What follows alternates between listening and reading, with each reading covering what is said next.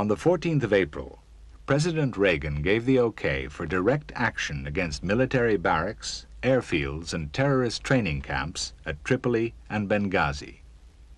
The U.S. Sixth Fleet would be reinforced by Air Force F-111 strike aircraft flying from bases in the United Kingdom. At RAF Lakenheath, 24 F-111Fs of the 48th Tactical Fighter Wing rolled out of their shelters and began to take off at 1800 hours. They were supported by 4 EF-111 Raven electronic countermeasures aircraft from the 42nd Electronic Combat Squadron at Upper Heyford. Because both France and Spain refused to allow the aircraft to overfly their airspace, the flight path had to be routed over the sea.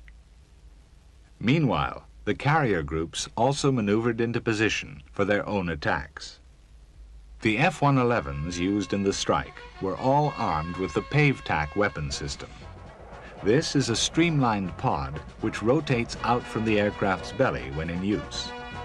It contains sophisticated terrain-following radar, as well as infrared and laser target designators, which guide modern smart bombs accurately onto target. The bombs dropped on this mission were 2,000-pound Mark 84 Paveway laser-guided weapons and 500-pound Mark 82 Snake Eyes. In-flight refueling was accomplished in 4 stages on the outward journey and 2 on the return by KC-10 and KC-135 tankers from Fairford, Mildenhall, and NATO bases in Italy. Official Air Force targets in and around Tripoli were the Libyan Frogman HQ at Sidi Bilal, Gaddafi's command post headquarters in the Azizia barracks, and military transports at Tripoli Airport. The Navy was tasked with striking an alternative command post at the Jamahiria barracks in Benghazi and the air defense base at Benina.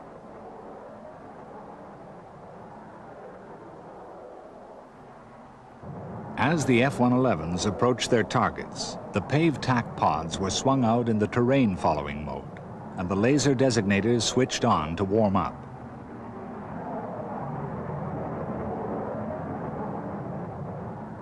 These sample infrared line scan images show first the approach to the coast.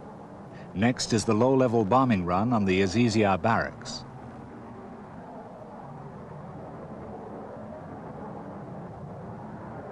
Gaddafi's circular white tent and even the tent poles are clearly visible. Members of his family were reportedly killed and wounded here. Finally, the F-111s approached Tripoli Military Airport.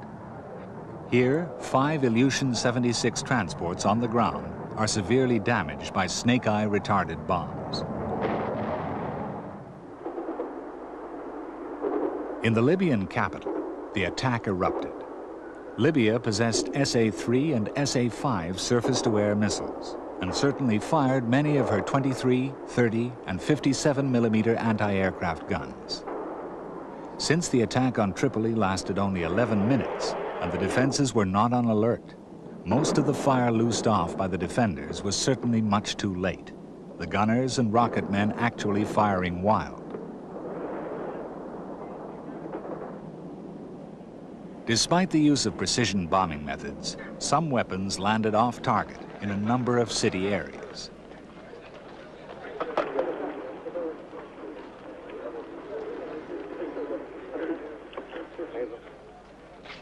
There were civilian casualties, perhaps as many as 300. Hospital wards began to fill up.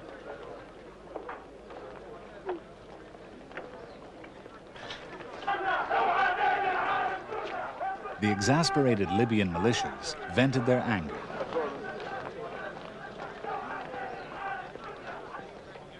In the Tripoli suburb of Bin Ashur, close to the Libyan National Security Building, the French embassy was hit.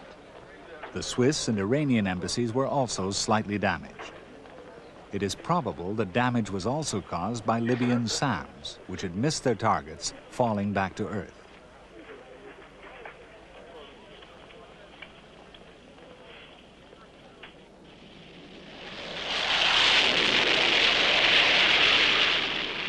For the attack on Benghazi, the Navy's carriers Coral Sea and America launched 24 A-6 intruders. 6 FA-18 Hornets were also dedicated to the attack.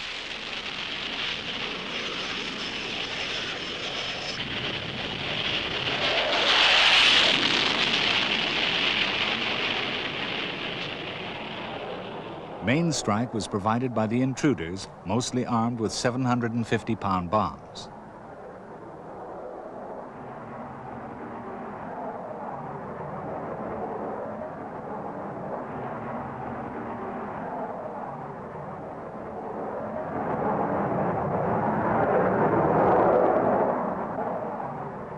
Harm anti-radiation missiles, which home on the radar emissions of enemy detection, and gun and missile guidance radars were also employed.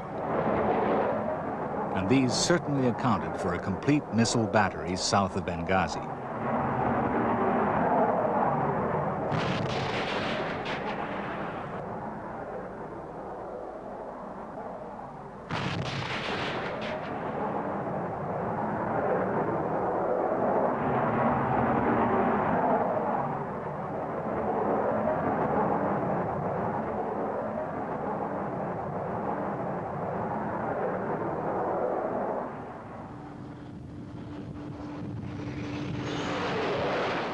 The strike against Benina probably prevented the Libyans from scrambling their potent Mirage F-1 and MiG-25 Foxbat interceptors before the U.S. aircraft had departed Libyan airspace.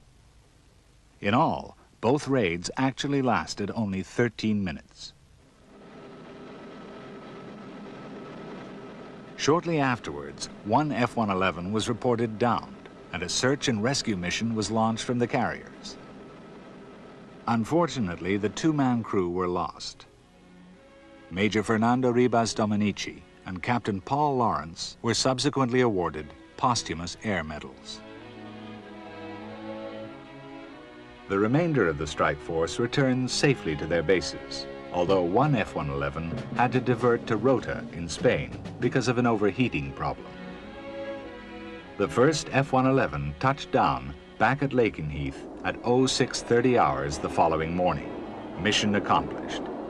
Later reconnaissance by high-flying SR-71 Blackbirds from Mildenhall confirmed the accuracy of the strike, performed at night after a grueling 6-hour flight.